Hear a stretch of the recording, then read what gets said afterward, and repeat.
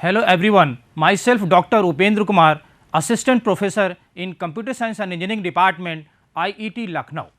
So, today I am going to discuss the introductory lecture of Design and Analysis of Algorithm subject, that is the lecture 1 of Algorithms and Analyzing Algorithms. Before going to start this discussion, I would like to brief about what is the prerequisite of this course. So, we need to have this a basic understanding of the data structure subject, and another aspect is we need to have understanding of how to write an algorithms. So, throughout this course we would be talking about the pseudocode convention to write down the algorithms. So, basically we must be knowing about how to write an algorithms in the form of pseudocode if we want to study this subject over here. Now, the third actually prerequisite is, that is the actually not essential, but it is actually we are actually saying that it should everyone should have some common understanding of the basic programming like C programming, C++ programming, Java programming or any other kind of programming language, the common understanding we should have. Now, let us begin with this topic, introduction of this topic. Now, just see, the first question comes, what is an algorithm? So, algorithm is what? Algorithm is a step by step procedure to solve a given problem. Then next question comes, what is a program? So, what is the difference between a program and algorithm? So, programming is also a step by step procedure to solve a given problem. Then what is the difference between an algorithm and the program? So, program, the constant is, so a program should be written in a computer understandable language. So, it can be written either in C language, basic, C++, Java or any computer understandable language, but in the case of algorithm it is not required. The algorithm can be written in the form of any human understandable language, that is the difference between the algorithm and the program. Now, if we talk about the basic introduction of that is the bookish introduction of the algorithm, that is the well defined computational procedure that takes some values or set of values as input, and after processing it gives some output or set of output values. So, basically this definition can be better understood by the figure written over here. So, what the algorithm is doing here, we are giving input to this algorithm and this algorithm is able to process on it, and now it produces some output. Now, another definition is it can be defined as a tool which can be used to solve the computational problems, well defined specified computational problems. We can take some example over here. Suppose we are taking a sorting problem. So, what is the sorting problem? We are given a set of values as array of integer values. We want to sort it either in increasing order or decreasing order. In some other sense, we want to reorder it, we want to reorganize it, we want some more permutation on it, apply more permutation on it. So, that is our expected output. So, input is what? So, input is a sequence of n numbers, let us say it is A1, A2, A3, A4, A5, An, and the expected output is the number should be reordered, either in increasing order or decreasing order. Here we have taken by default increasing order. So, after reordering the symbols becomes A1 dash, A2 dash, A3 dash dot dot An dash. So, the constant what this ordering should satisfy, the A1 dash must be less than or equal to A2 dash, less than or equal to A3 dash, and so on. So, this is basically the problem, the sorting problem, and we can take an instance of the sorting problem. So, this is an example where the set of integer values are given, and we want to implement such an algorithm which would give us the expected output, that the permutation of the input like arrange the numbers in increasing order.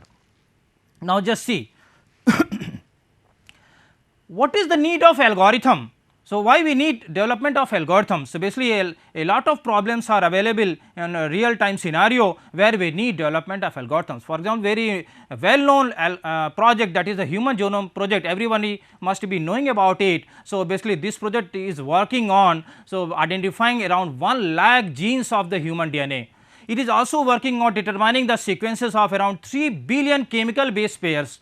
Just see, and also if we talk about the Human Genome Project, basically it requires the storage of a lot of information. We are talking about 1 lakh genes of the human DNA. Just see how much memory space it would require for the storage, and also we need to develop some algorithms which can analyze this kind of data. So, just see, all these kind of functions requires the development of algorithms. In other sense, we can say that the good development of good algorithms.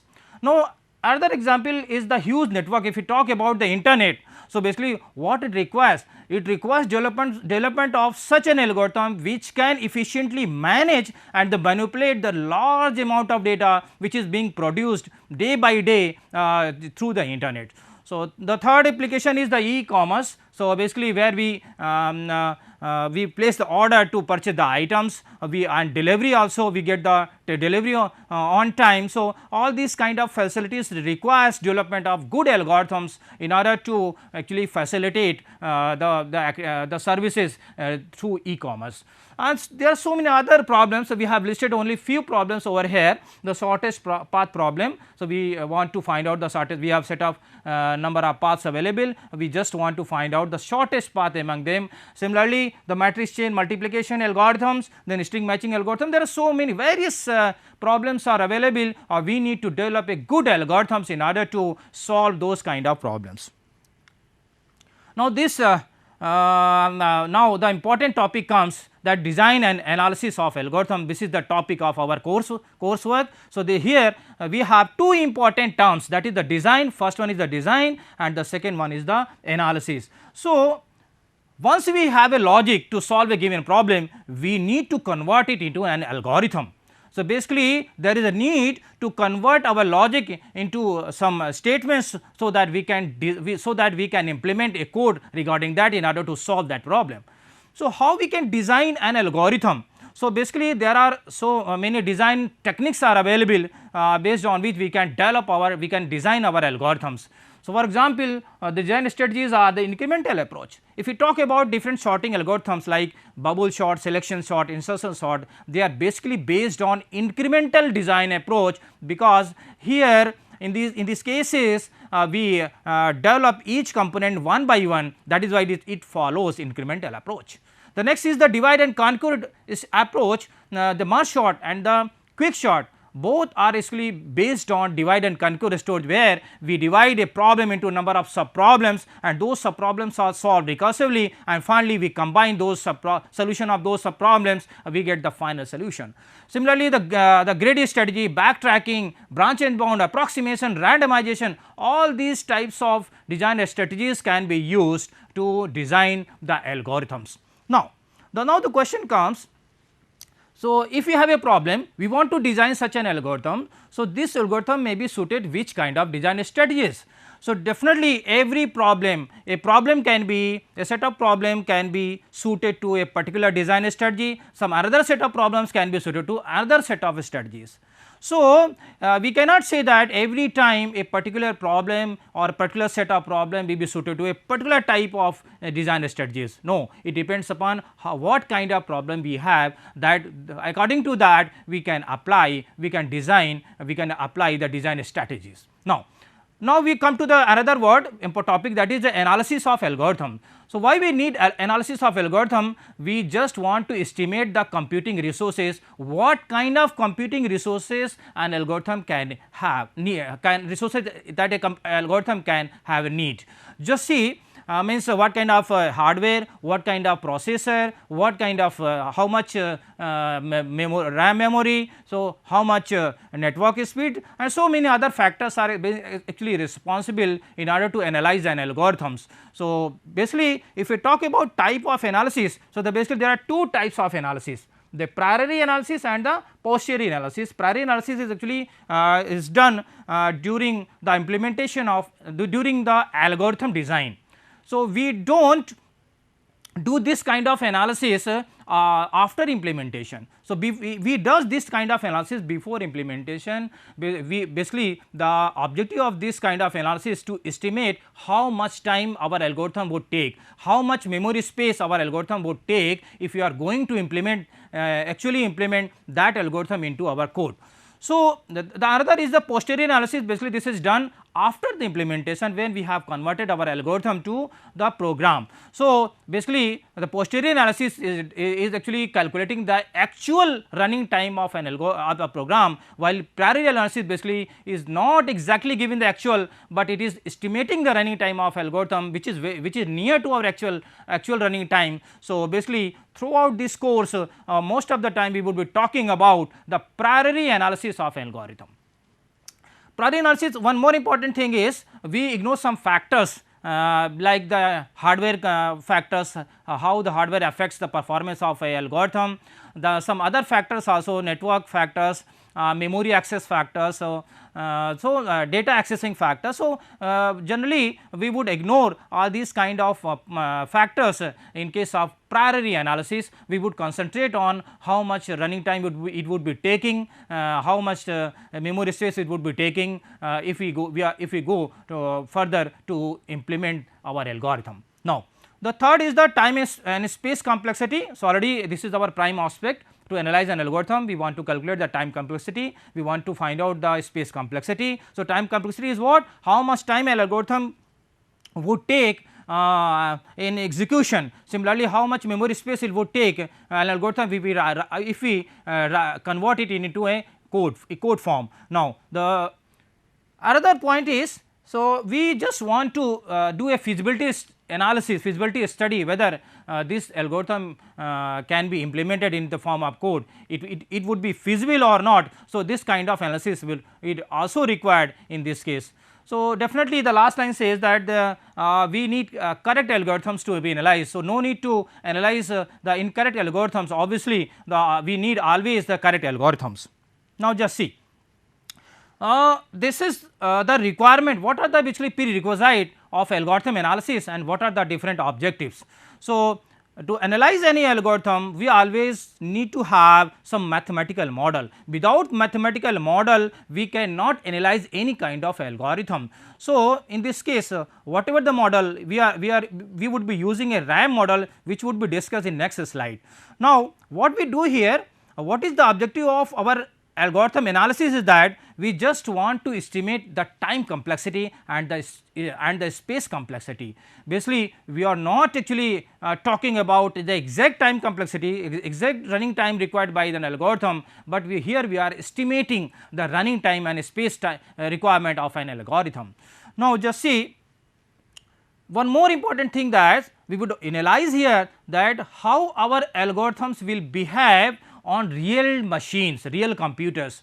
If we are deploying our algorithms on the different types of networks, internet, if we are actually implemented such an algorithm which also requires access of data.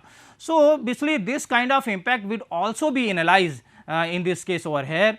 Now, another objective of the algorithm analysis is that we want to design more efficient algorithms.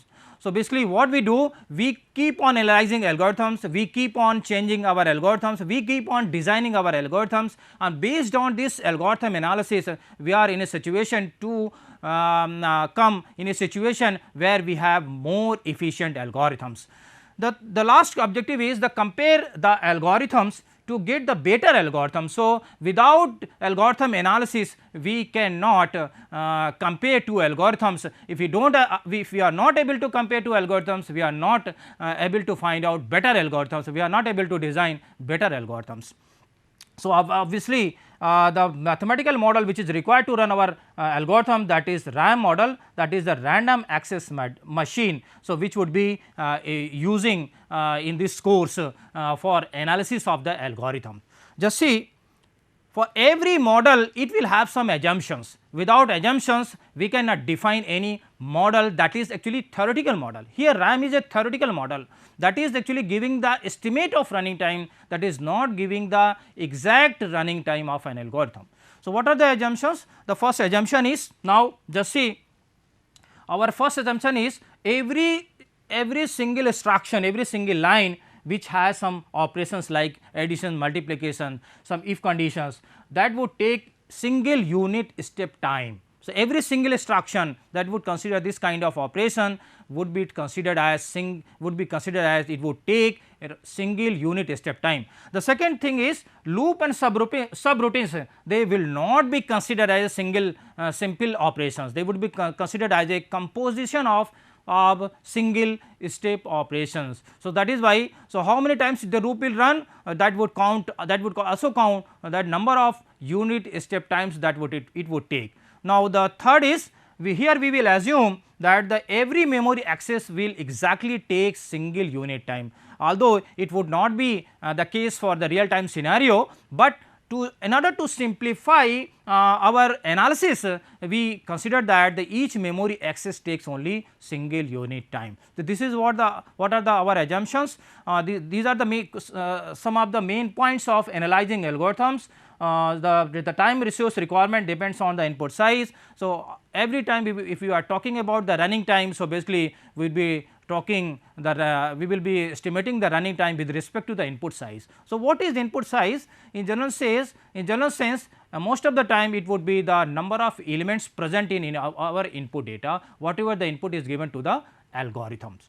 Now, how the running time can be defined? So, running time can be defined as the number of primitive operations or the steps executed for an input. So, whatever the input is given to the algorithm, so how many number of times the primitive operations which are actually responsible for the logic of that algorithm. So, how many number of times the primitive operations are executed, that will give us the actual running time. So, now if we talk about the algorithm analysis, so what happens?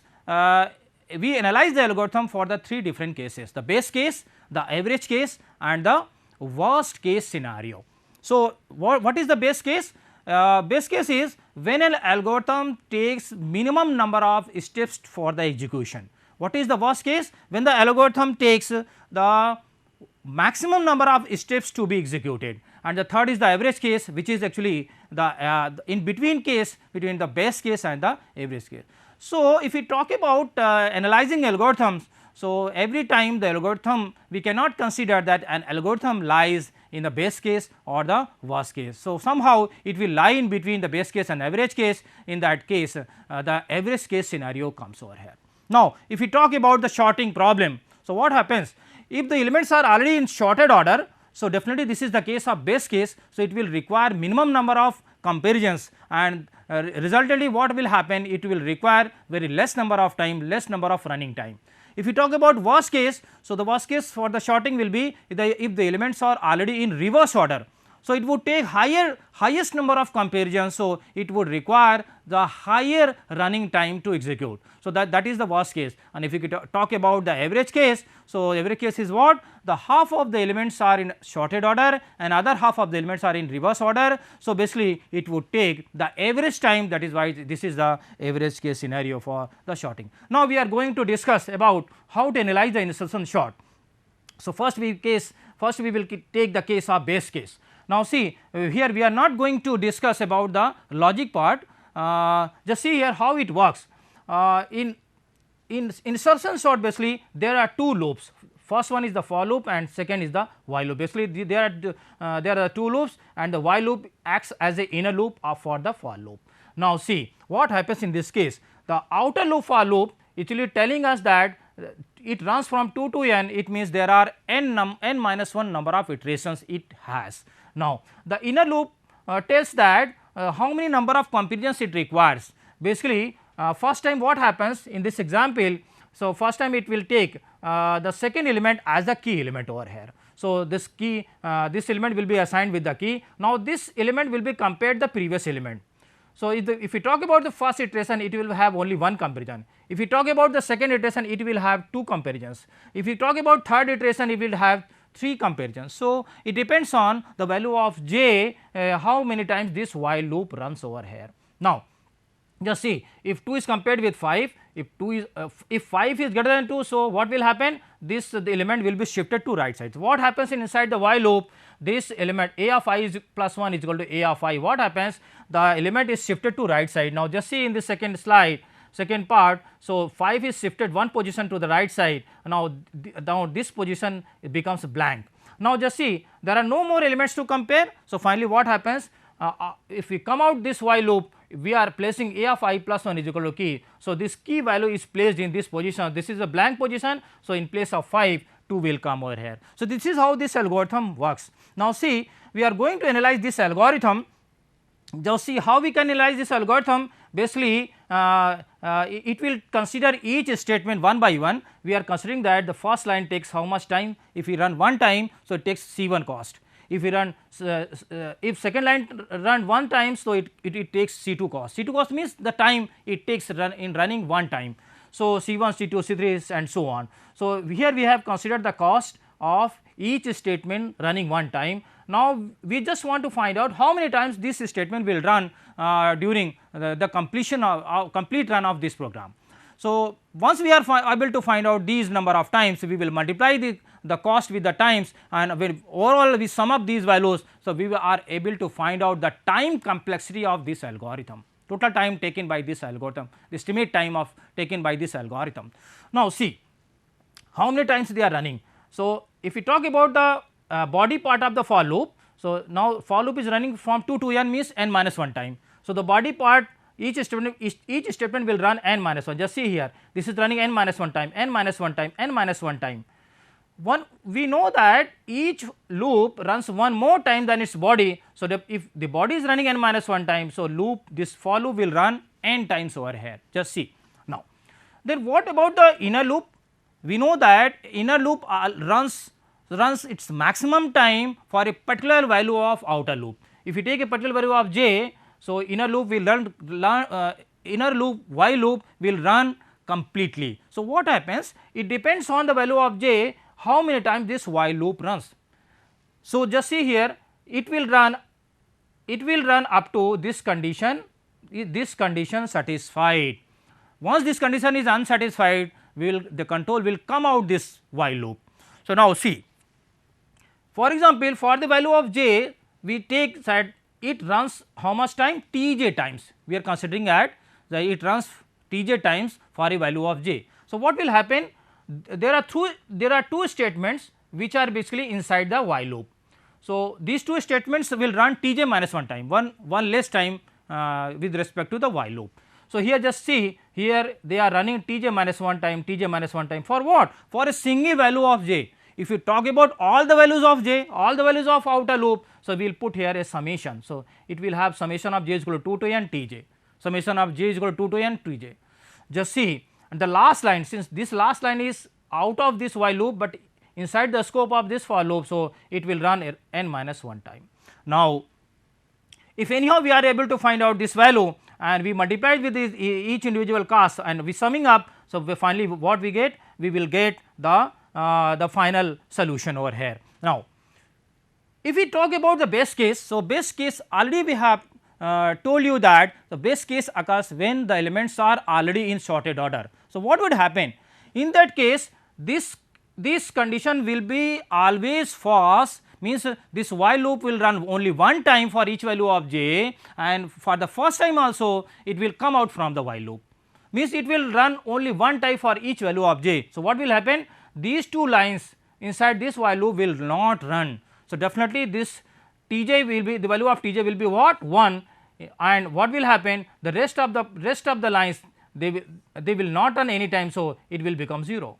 Now, just see here in this term C6 into 0, C7, there is no any term for C6 and C7. Now, see here Tj is equal to 1, if you find out the summation of 1 which runs from 2 to n, so basically it will give us n minus 1. So, this while statement will run only n minus 1 times, like the other statements. Just see here, C1 runs n times, C1 into n, C2 n minus 1. So, finally, if we calculate this expression, so we get a linear equation.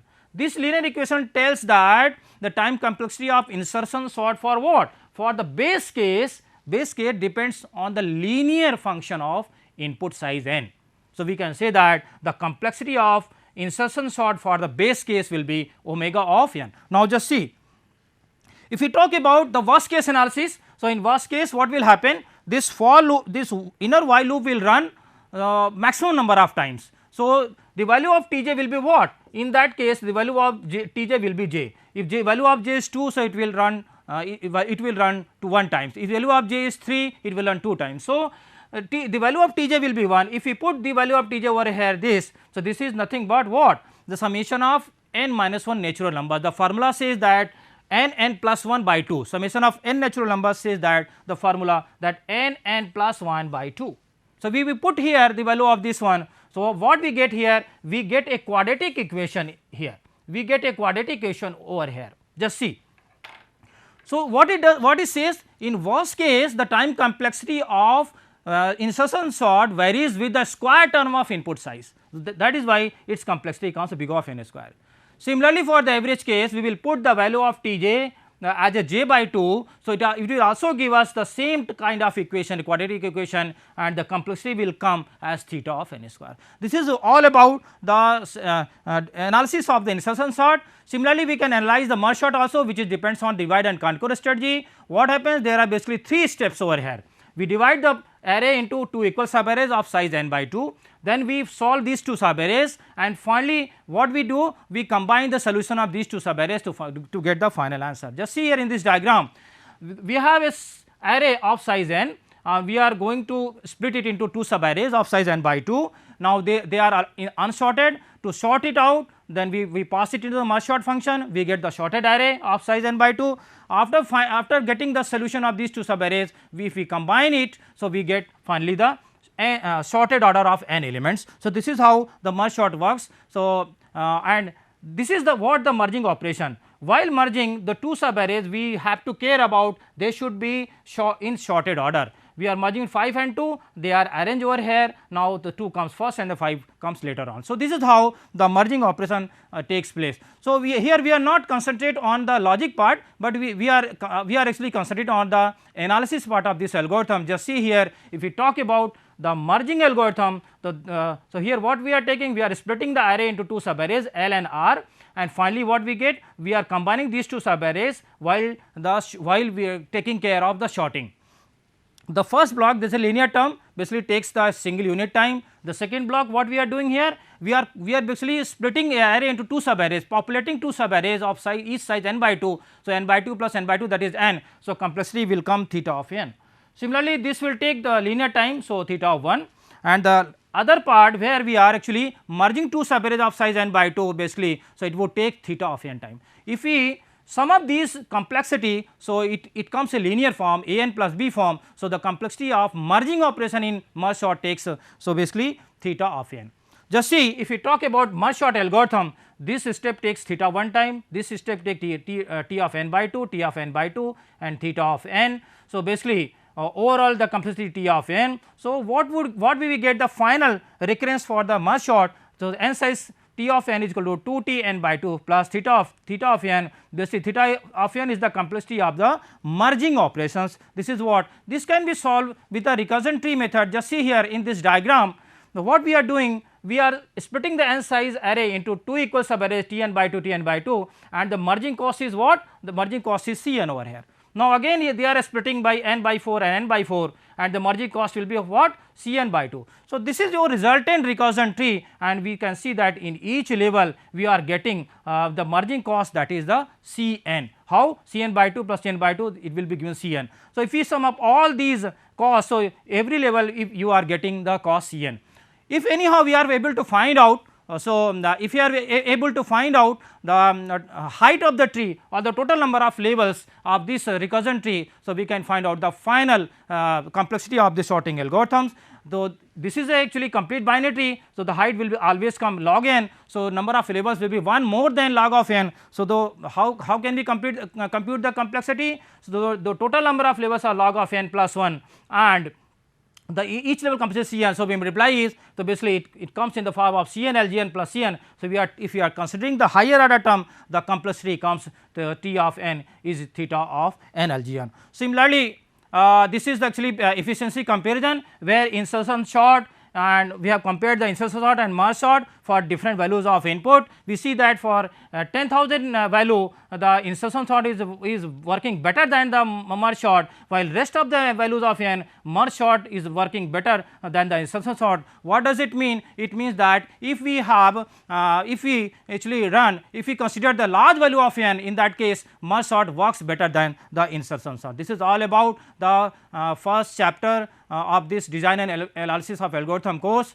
Thank you very much.